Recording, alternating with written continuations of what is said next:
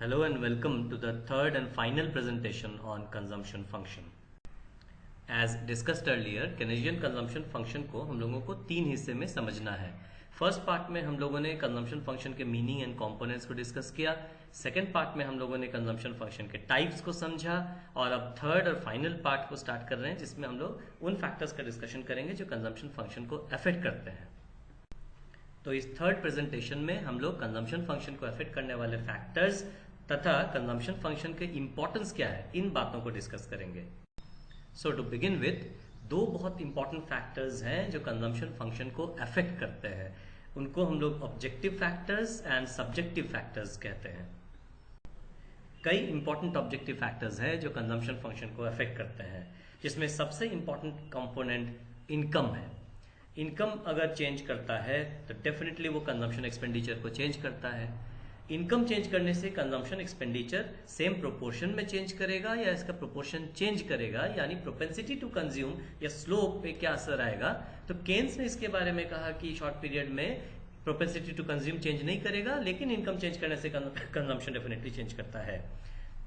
कई modern studies ने लेकिन ऐसा रिवील किया कि even in the short period it is possible कि इनकम चेंज करने से प्रोपेंसिटी टू कंज्यूम चेंज हो जाए, एंड लॉन्ग पीरियड में तो डेफिनेटली इनकम चेंज करने से प्रोपेंसिटी टू कंज्यूम चेंज हो सकता है. यानी कंजम्पशन को अफेक्ट करने का सबसे पहला सबसे इंपॉर्टेंट कंपोनेंट है इनकम ऑफ द पीपल. दूसरा कंपोनेंट है डिस्ट्रीब्यूशन ऑफ इनकम. किस तरीके से इनकम लोगों के बीच में डिस्ट्रीब्यूट हुआ है. और अगर हम लोग समझे इसे तो ये थ्योरी कहता है कि अगर इनकम का इक्वल डिस्ट्रीब्यूशन और वेल्थ का इक्वल डिस्ट्रीब्यूशन हो जाए लोगों के बीच में, तो लोगों के प्रोपेंसिटी टू कंज्यूम में हम लोग एक राइज देखेंगे. जैसे जैसे लोगों के बीच में इनकम आता चला जाएगा, लोग नेसेसरीज के ऊपर कंजम्पशन को बढ़ाएंगे. लेकिन हाँ, एक पुअर इकोनॉमी में अगर इक्वल डिस्ट्रीब्यूशन ऑफ वेल्थ हो तो लोग कंजम्पशन के ऊपर खर्च करेंगे जरूर, लेकिन सेविंग्स की प्रोपेंसिटी धीरे धीरे ऐसे कंट्री में कम हो जाएगी. थर्ड इंपॉर्टेंट कंपोनेंट है financial policies of corporations. Corporate bodies अपने पास प्रॉफिट का कितना हिस्सा रखते हैं और कितना डिस्ट्रीब्यूट करते हैं, ये बहुत इंपॉर्टेंट है. क्योंकि जितना ज्यादा अमाउंट पे प्रॉफिट्स डिस्ट्रीब्यूट हो जाएगा उतना लोगों का डिस्पोजेबल इनकम इंक्रीज करेगा एंटरप्रेन्योर्स का, और जितना उनका इनकम इंक्रीज करेगा कंजम्पशन एक्सपेंडिचर भी उतना इंक्रीज कर जाएगा. अपार्ट फ्रॉम दिस, एक और इंपॉर्टेंट पॉइंट है एक्सपेक्टेशन का चेंज. अगर लोगों की एक्सपेक्टेशन रिगार्डिंग नियर फ्यूचर ये हो जाए कि नियर फ्यूचर में prices are going to increase, तो आज लोग कंजम्पशन के ऊपर ज्यादा खर्च करने लगेंगे एंड वाइस वर्सा. यानी एक्सपेक्टेशंस लोगों के प्रोपेंसिटी टू कंज्यूम को पॉजिटिवली अफेक्ट करते हैं. Apart from that, windfall gains या विनफॉल लॉसेस या चांस गेन्स या लॉसेस, यानी इमीडिएटली होने वाले फायदे या नुकसान, जैसे कि लॉटरी इनकम. अगर किसी व्यक्ति की इनकम लॉटरी से इमीडिएटली बहुत ज्यादा हो जाए तो बहुत चांसेस हैं कि वो उसको कंजम्पशन एक्सपेंडिचर में, खास करके लग्जरियस कंजम्पशन एक्सपेंडिचर में इमीडिएटली कन्वर्ट कर दे. तो कंजम्पशन एक्सपेंडिचर को अफेक्ट करने का एक बहुत इंपॉर्टेंट कंपोनेंट है the windfall gains and losses. एक और बहुत इंपॉर्टेंट फैक्टर डेमोग्राफिक फैक्टर्स के नाम से जाना जाता है. डेमोग्राफिक फैक्टर्स जैसे कि फैमिली का साइज, लोग कहाँ रहते हैं, उनका रेसिडेंस कहाँ है, रूरल एरिया या अर्बन एरिया, उनकी एजुकेशन का स्टैंडर्ड क्या है, उनके ऑक्यूपेशन का स्टैंडर्ड क्या है, ऐसे कई अन्य मुद्दे हैं जो पॉपुलेशन के क्वालिटी से या डेमोग्राफिक फीचर से रिलेटेड है जो कंजम्पशन फंक्शन को अफेक्ट करता है. अपार्ट फ्रॉम दिस, गवर्नमेंट की पॉलिसी, फिस्कल पॉलिसी किस नेचर की है, ये भी कंजम्पशन फंक्शन को अफेक्ट करता है. तो गवर्नमेंट अगर टैक्स ज्यादा ले तो ऑटोमेटिकली लोगों के पास डिस्पोजेबल इनकम कम हो जाएगा और कंजम्पशन एक्सपेंडिचर कम होने लगेगा.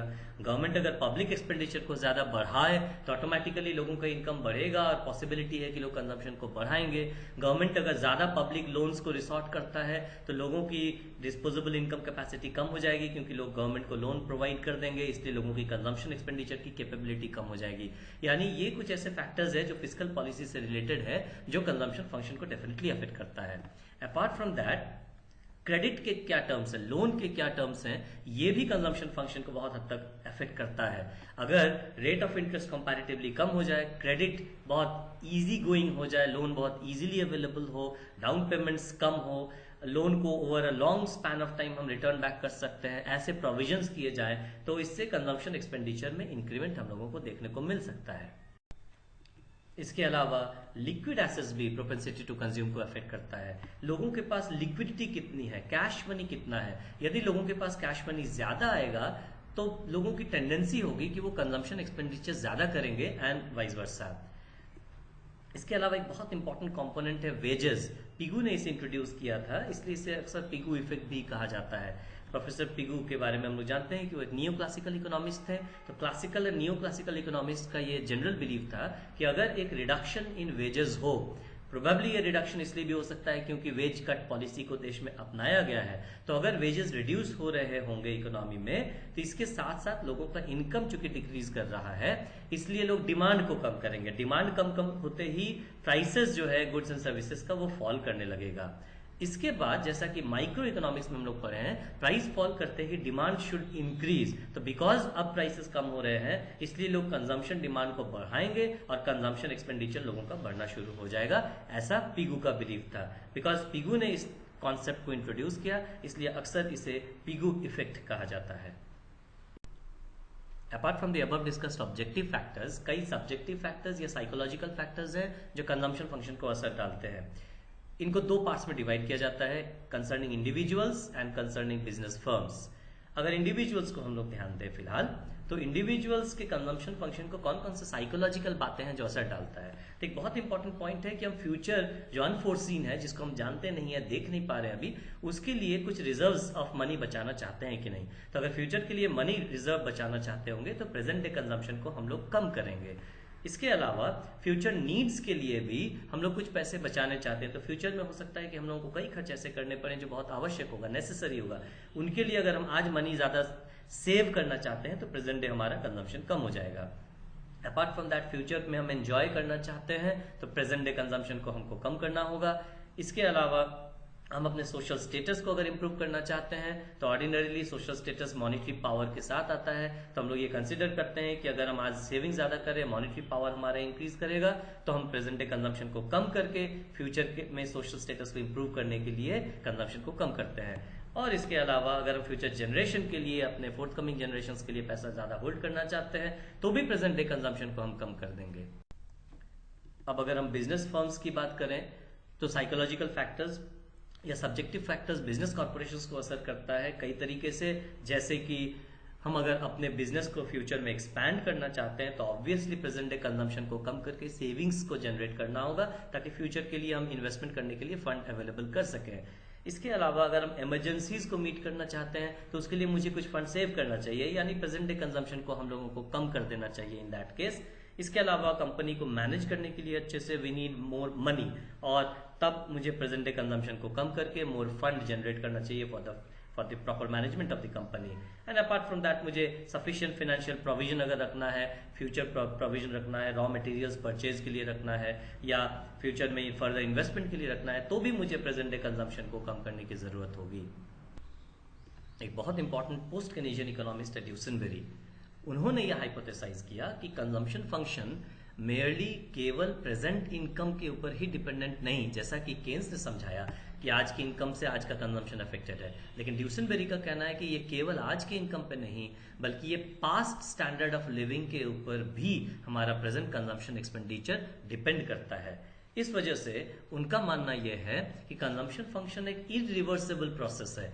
इरिवर्सिबल प्रोसेस का मतलब क्या? अगर लोगों का इनकम इंक्रीज करता है तो लोग कंजम्पशन को बढ़ाएंगे, लेकिन अगर फिर लोगों का इनकम डिक्रीज करता है तो लोग कंजम्पशन को बिल्कुल भी नहीं घटाएंगे। चूंकि ड्यूसनबेरी ने ये हाइपोथेसिस किया था, इसलिए इसे ड्यूसनबेरी हाइपोथेसिस या इसे रैचेट इफेक्ट भी कहा जाता है। अपार्ट फ्रॉम ड्यूसनबेरी हाइपोथेसिस, एक और इंपॉर्टेंट कॉन्सेप्ट ये भी है जिसे अक्सर हम लोग ड्यूसनबेरी इफेक्ट कहते हैं। ड्यूसनबेरी इफेक्ट ये कहता है कि अक्सर ये देखा जाएगा कि गरीब लोग अमीर लोगों के लाइफस्टाइल को इमिटेट करते हैं, कॉपी करते हैं। पुअर नेशंस के लोग एफ्लुएंट नेशंस, डेवलप कंट्रीज के लोगों के कंजम्पशन पैटर्न को फॉलो करते हैं। इस वजह से पुअर कंट्रीज का कंजम्पशन फंक्शन अमीर लोगों के कंजम्पशन फंक्शन से अफेक्टेड होता है, ना केवल उनके अपने इनकम से। इसे अक्सर ड्यूसनबेरी इफेक्ट कहा जाता है। इस प्रेजेंटेशन के फर्स्ट पार्ट में हम लोगों ने कंजम्पशन फंक्शन को अफेक्ट करने वाले डिटर्मिनेंट्स का डिस्कशन किया। अब इस सेकेंड पार्ट में हम लोग डिस्कस करते हैं कंजम्पशन फंक्शन का इंपॉर्टेंस क्या है और इसके इम्प्लीकेशंस क्या क्या है। तो पहला इंपॉर्टेंट इम्प्लीकेशन ये कि कंजम्पशन फंक्शन इन्वेस्टमेंट फंक्शन की इंपॉर्टेंस को समझाता है।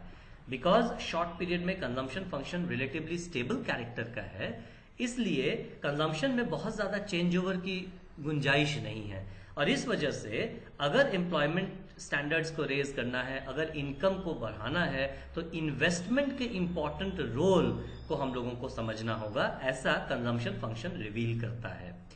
दूसरा बहुत इंपॉर्टेंट पॉइंट ये कि consumption function sales law of market को इनवैलिडेट करने में सक्षम है। सेल्स लॉ ऑफ मार्केट, जिसे अक्सर क्लासिकल थ्योरी ऑफ एम्प्लॉयमेंट के साथ जोड़ा जाता है, वो थ्योरी कहता था कि इकोनॉमी में जनरल ओवर प्रोडक्शन की संभावनाएं हो ही नहीं सकती, क्योंकि जो लोग प्रोड्यूस करते हैं वो डेफिनेटली कंजम्पशन और डिमांड में कन्वर्ट होता है, इसलिए there is always full employment equilibrium in the economy. लेकिन केन्स ने अपने कंजम्पशन फंक्शन के थ्योरी से ये रीएस्टैब्लिश कर दिया कि इनकम की इंक्रीज करने की रफ्तार से कंजम्पशन की इंक्रीज करने की रफ्तार धीमी है, और इस वजह से इकोनॉमी में ऐसा सिचुएशन आएगा जब सप्लाई इकोनॉमी की ज्यादा हो जाएगी और डिमांड उससे पीछे छूटेगा, यानी there are chances of over production in the economy, और इसलिए लोगों की नौकरियां फुल एम्प्लॉयमेंट पे रहेगी ऐसी संभावना बहुत कम है। अनएम्प्लॉयमेंट इक्विलिब्रियम इकोनॉमी में दिख सकता है। और इसी के कंटिन्यूएशन में third important contribution of consumption function है कि ये एक्सप्लेन करता है एमईसी के डिक्लाइनिंग टेंडेंसी को। अभी जैसे हम लोगों ने कहा कि बिकॉज कंजम्पशन एक्सपेंडिचर इनकम के रफ्तार के इक्विवेलेंट अमाउंट में इंक्रीज नहीं कर रहा है, तो कंजम्पशन एक्सपेंडिचर धीरे धीरे कम होने लगता है, एंड बिकॉज ये इनकम की इंक्रीज करने की रफ्तार से कम होता चला जाता है, इसलिए डिमांड इकोनॉमी की कम हो रही है, प्राइसेस इसकी वजह से कम होने लगेंगे, प्रॉफिट की उम्मीद, जिसे एमईसी हम लोग कह रहे हैं, प्रॉफिट की उम्मीद भी इकोनॉमी में डिक्लाइन करता हुआ इस वजह से दिखता है। इसका ये भी मतलब हुआ कि consumption function stagnancy of the economy को भी बहुत अच्छे से समझा पाता है। स्टैग्नेंसी क्यों? क्योंकि बिकॉज इनकम इंक्रीज करने के साथ साथ कंजम्पशन इंक्रीज नहीं कर रहा है, इकोनॉमी में सेविंग्स इंक्रीज कर जा रहा है, इस वजह से कंजम्पशन इंक्रीज नहीं करने की वजह से लोगों का डिमांड बहुत तेजी से इंक्रीज नहीं कर रहा है। तो इकोनॉमी में डिमांड इंक्रीज नहीं करने का मतलब ये हुआ कि इकोनॉमी स्टैग्नेंसी की तरफ धीरे धीरे मूव कर जाएगा, जहां इकोनॉमी एक जगह आकर के स्टैंड स्टिल में रुकेगा और शायद उसके बाद वो डिप्रेशन की तरफ एक्चुअली इकोनॉमी मूव डाउन कर जाए। इसका मतलब यह भी हुआ कि कंजम्पशन फंक्शन बिजनेस साइकिल्स, व्यापार चक्रों को भी समझा सकता है। तो कंजम्पशन फंक्शन में ही हम लोगों ने चूंकि ये कहा कि कंजम्पशन या एमपीसी का वैल्यू 0 और 1 के बीच में लाई करता है, इस वजह से देयर आर इंस्टेंसेस जब हम लोग बूम पीरियड में है, कंजम्पशन उतना इंक्रीज नहीं किया, डिमांड फॉल कर गया, डिमांड फॉल करते ही इकोनॉमी बूम से डिप्रेशन की तरफ मूव कर गया, तो इकोनॉमी में स्लंप आ गया। लेकिन बिकॉज अगेन कंजम्पशन ओवरऑल कभी जीरो नहीं हो सकता because of the presence of autonomous consumption, इस वजह से एक इकोनॉमी अगर डिप्रेशन की तरफ जा रहा है तो वो कंजम्पशन को कभी जीरो या एकदम डाउनवर्ड साइकिल के बाद भी एक रिवाइवल की उम्मीदें बनाए रखता है। तो एक लोअर टर्निंग पॉइंट भी कंजम्पशन फंक्शन की वजह से ही इकोनॉमी को मिलता है, जहां इकोनॉमी डाउन ट्रेंड से अपवर्ड स्विंग फिर से लेता है because of the presence of autonomous consumption.